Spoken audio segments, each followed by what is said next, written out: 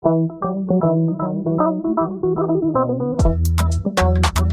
and welcome back to the Pinsent Masons podcast, where we try to keep you abreast of the most important developments in global business law every second Tuesday. My name's Matthew McGee and I'm a journalist here at Pinsent Masons, and this week we're going to analyse the wide-ranging impact on businesses of Donald Trump's surprisingly comprehensive electoral victory last week in the US. But first, here's some business law news from around the world. Europe's new VAT rules will change how businesses operate. South Africa establishes Grand Corruption Prosecuting Body, and Online Safety Code enters into force in Ireland. New rules designed to digitise how VAT works and harmonise its cross-border operation will change how businesses operate in Europe, according to experts. VAT in the digital age rules will make cross-border VAT reporting fully digital, will make online platforms responsible for more VAT collection, and will create a single Europe-wide VAT registration process for firms. Tax expert Robert Deaver said that the rules will represent a fundamental change in the way in which business is conducted within the EU and reflect the digitalisation of its member states' economies, which remains a focus of global tax reform. A new body to be tasked with investigating and prosecuting grand corruption in South Africa is to be established under a draft law introduced into the country's parliament. Edward James and Vishana Mango-Parsad of Pinsent Masons in Johannesburg said the plans for the Anti-Corruption Commission, or ACC, have the potential to help restore trust in the ability of South Africa's institutions to root out corrupt actors. An inquiry led by former Chief Justice Raymond Zondo, set up to investigate alleged state capture during the period of Jacob Zuma's presidency, recommended the creation of an independent anti-corruption authority. The ACC has a tightly defined remit, which means it will not be responsible for tackling all corruption in South Africa. Instead, it's to sit alongside the existing National Prosecuting Authority and does go beyond the purview recommended by Zondo, as his recommendations did not extend to the private sector. Video sharing platforms headquartered in Ireland now have legal obligations to protect users, especially children, from harmful video and content. The Irish online media regulator has adopted the finalised Online Safety Code, promising to end the era of social media self-regulation. Under the new set of rules, video sharing platform services, such as those provided by Facebook, Instagram, YouTube and TikTok, are required to take appropriate measures to protect users from specific types of harmful online material, including cyberbullying and promotion of self-harm or suicide and eating disorders. They're also required to use age assurance to prevent children from encountering pornography or gratuitous violence online, and have age verification measures in place. Another measure imposed by the code ensures that parents are given parental controls for content which may impair the physical, mental or moral development of children under 16. The scale of Donald Trump's electoral victory in the US last week took the world very much by surprise. It looks as though his party will control all the available levers of government, giving him legal and moral standing to act more or less however he pleases.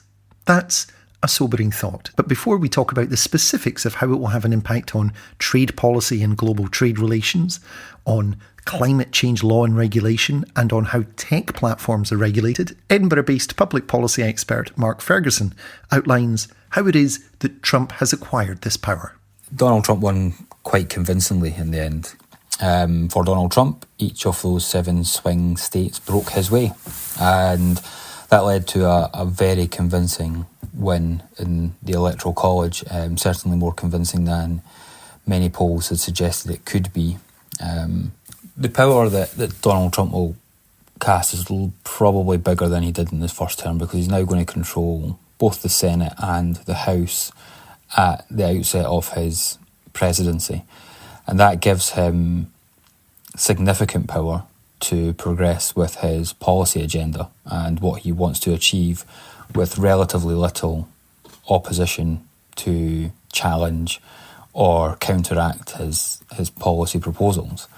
I think now, in his second term, buoyed by this victory, he will be seeking to appoint people who are true believers in the Trump project, who are loyal to him and will enact his policy platform as he dictates to them.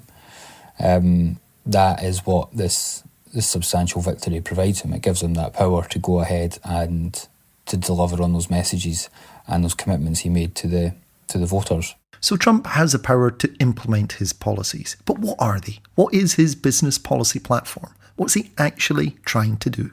So his platform is around making energy cheaper in the United States, making the cost of living cheaper in the United States, making America self-sufficient, building better infrastructure, almost retrenching from the world somewhat in terms of global trade.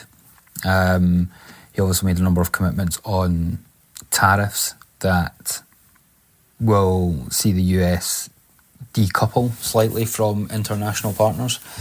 And all that's designed with creating jobs in America and making the cost of living cheaper for Americans. In some areas that will have that could have positive impacts on businesses in the US. However, in other sectors such as energy, there's going to be challenges where President Trump has said that he will remove much of the federal funding that was available for clean energy projects across the United States.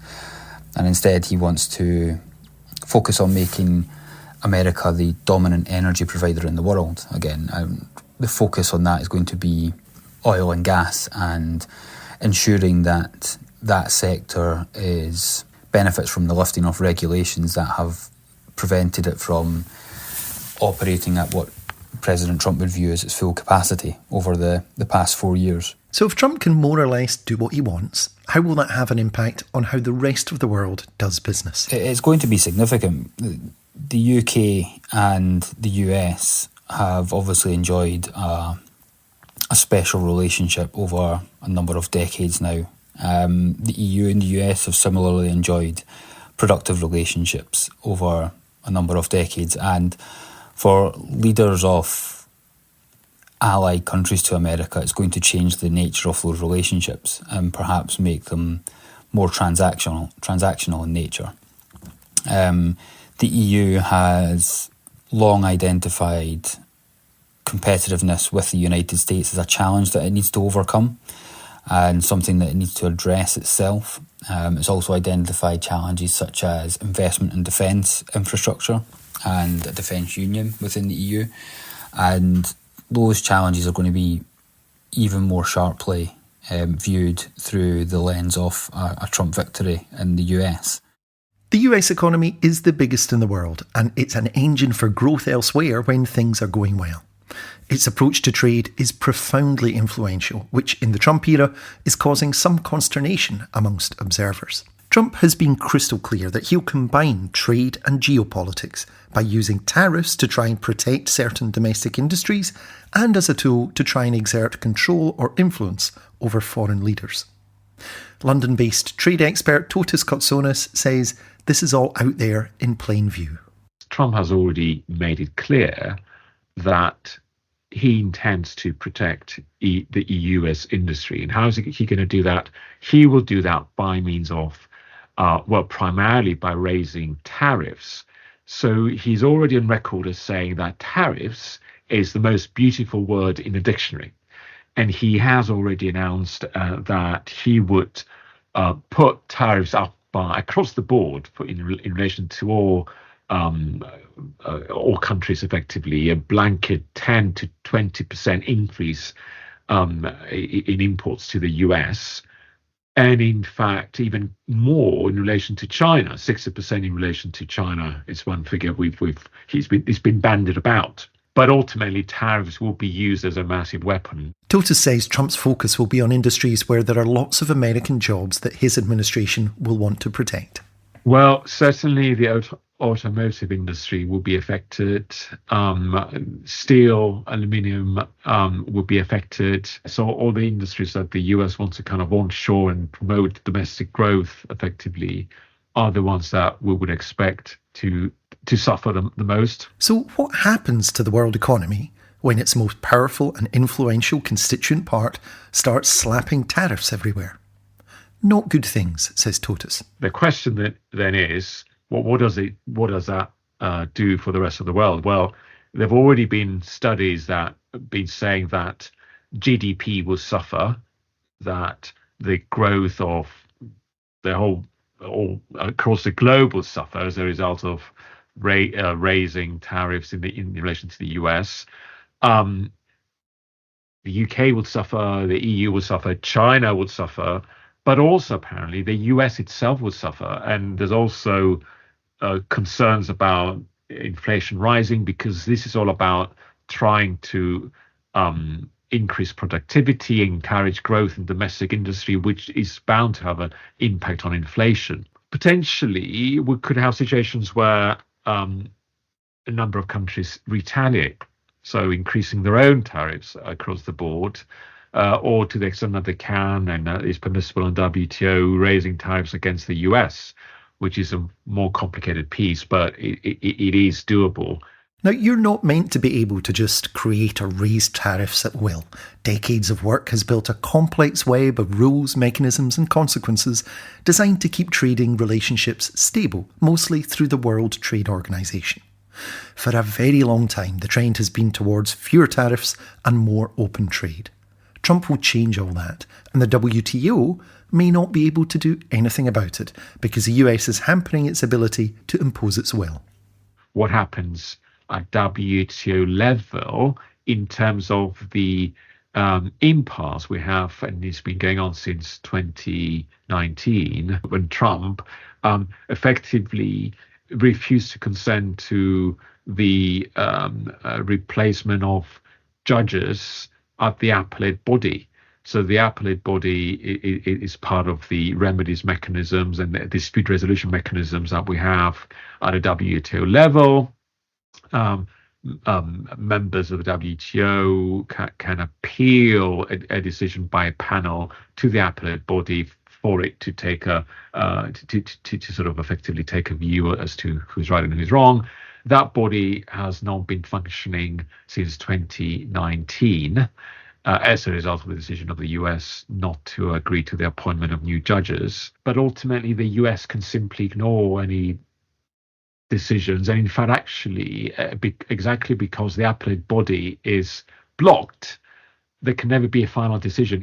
All of this is happening at a crucial time for another kind of trade instrument, the Carbon Border Adjustment Mechanism. This incoming EU mechanism says that if you make stuff that uses lots of carbon somewhere else, you have to pay a border tax to reflect that when importing the goods. Toto says that it's not at all clear how the US under Trump will react to what he may see as just another tariff. It also raises the spectre of another huge area of business policy that might suffer a wrenching reversal in the coming months: climate policy. Trump is a vocal, committed opponent of climate change action. He's pledged to reverse US laws requiring companies to take action and to report on their climate impact, and to gut programs set up by US President Joe Biden to create a clean tech industry. Edinburgh-based climate and sustainability specialist Michael Watson says, though, that the impact of Trump's views and actions will be felt all around the world. The impact, if Trump does what he says he, or has been saying he would do, will be very significant in terms of climate policy. I think at one level one can anticipate that there will not be a climate policy in the US. He said he will withdraw from the Paris Climate Agreement and potentially also the underlying UN agreement, the UN Convention on Climate Change.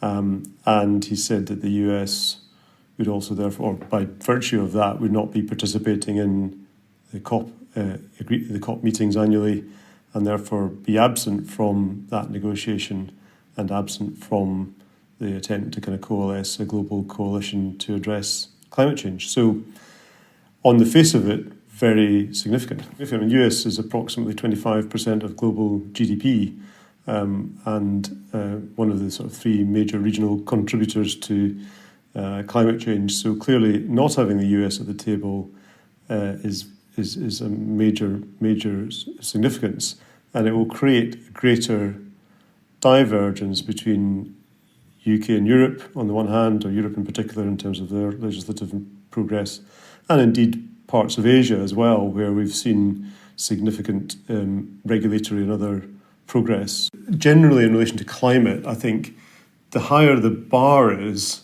the more people can reach up further.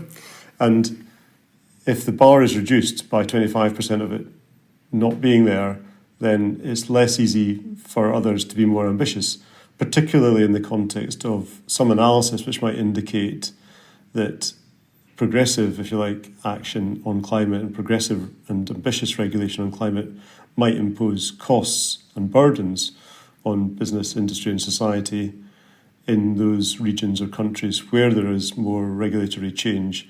And if the US is removing those requirements, the relative competitive advantage or relative competitive situation might lead to those countries where there's more significant regulation becoming less competitive in the short term. And this is the kind of classic challenge with climate, because in the long term, all the data indicates that early action on climate is the cheapest and most effective time to take that action, but that is politics and decision-making often is more in the short term. Companies already have to navigate climate and sustainability regulations on activity and reporting where they operate, and increasingly where their suppliers operate too. But while not all countries are the same, there's a general direction of travel towards more regulation, with the European Union leading the way. This election result severely disrupts that. It will make compliance with these various regulatory regimes for global businesses even more difficult, because the question of interoperability, the ability to operate globally on a level playing field with the same standards, has now got even more difficult. There's now even greater possibility of greater divergence, meaning compliance regimes, etc., require just different performance in different parts of the world, and in the US, perhaps none. And in fact, it might be very negative to be promoting as one's business as sustainable or climate related, or indeed reporting climate related data. It might not even be possible or required.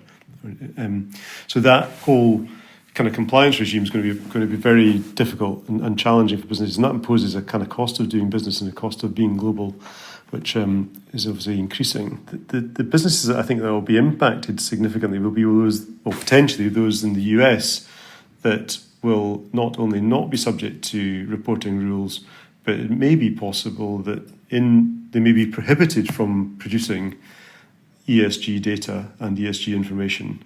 And there's definitely signs of that in certain states in the US already.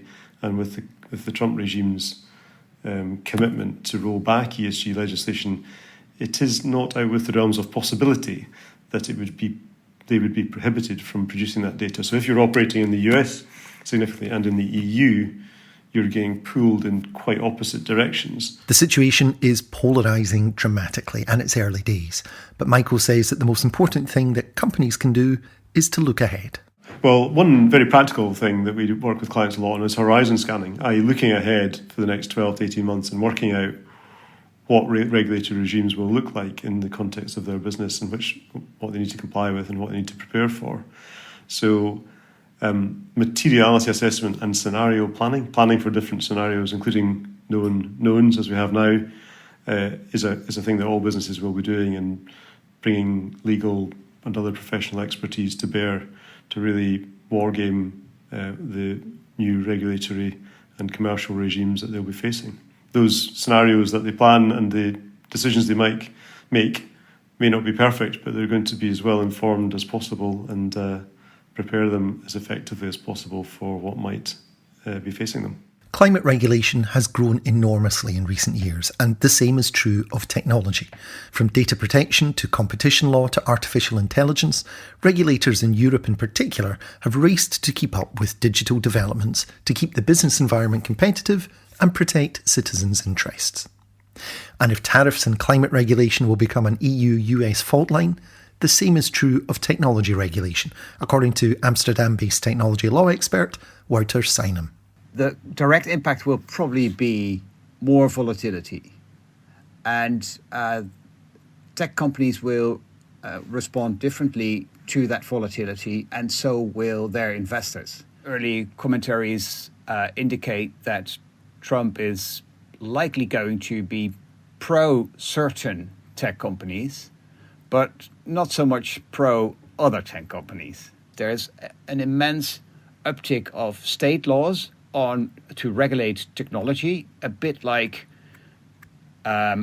inspired by things like the Online Safety Act in the UK and the DSA in Europe, but here it's either New York or Delaware or California, or state by state are introducing all these rules. And now with the new president, there will be more precise and probably more ad hoc regulation on technology companies, both to stimulate and also to retaliate, if you like. Some tech companies have bridled at the extent of EU regulation, seeking a more free market US approach.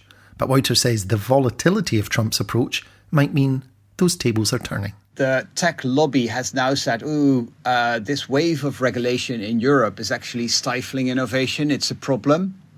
But what we now see that the DSA, the DMA, and all these, and the AI Act, all these broad, general European acts, they do create hurdles or compliance burdens, but they are also predictable and stable. Whereas actually, at the other side of the pond, it is rather unclear whether all of a sudden certain platforms or whether new platform laws will be surfacing from presidential decree or not. So if I were an investor in a tech company, I would sort of revisit my position on which markets are actually more favorable and less favorable. There may be sort of counterintuitive things. All of a sudden, Europe may, from that perspective, become a more reliable and interesting partner for businesses that want to build and win a market share in the technology industry. Most of the major tech platforms are US companies, and the US has shown itself to be perfectly prepared to take legal and regulatory action to hinder the development there of major platforms from elsewhere. This kind of regulatory protectionism will only increase under Trump, he said. The Trump administration is probably going to continue singing that song and dancing that dance that the tech industry, the industry at large, but the tech industry in the US should actually be the dominating industry, and it should not be jeopardized by platforms from or technology players from other continents. And we've already seen the discomfort with the success of TikTok in the US and special laws actually to try to ban TikTok from the US continent. The regulators in Europe are already quite skeptical, and not just the regulators, but even the courts. We've seen that in cases like the infamous Schrems decision.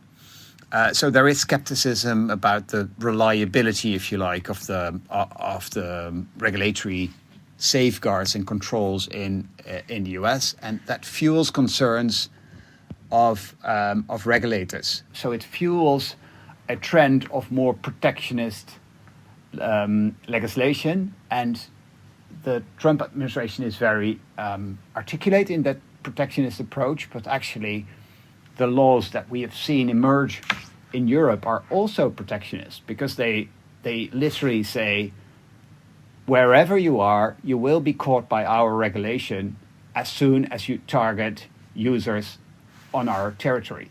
We hear time and again from experts in all sorts of contexts that what the business world wants from law and policymakers is predictability and stability. Well, with Trump, there will certainly be predictability in that he's made it bracingly clear how interventionist and radical he plans to be in business and economic matters. But this may not deliver the other half of that stability.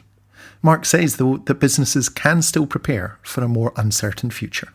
The overall stability of the business environment is still to be determined, given that we know what his policy platform is, and given that we know his victory was total.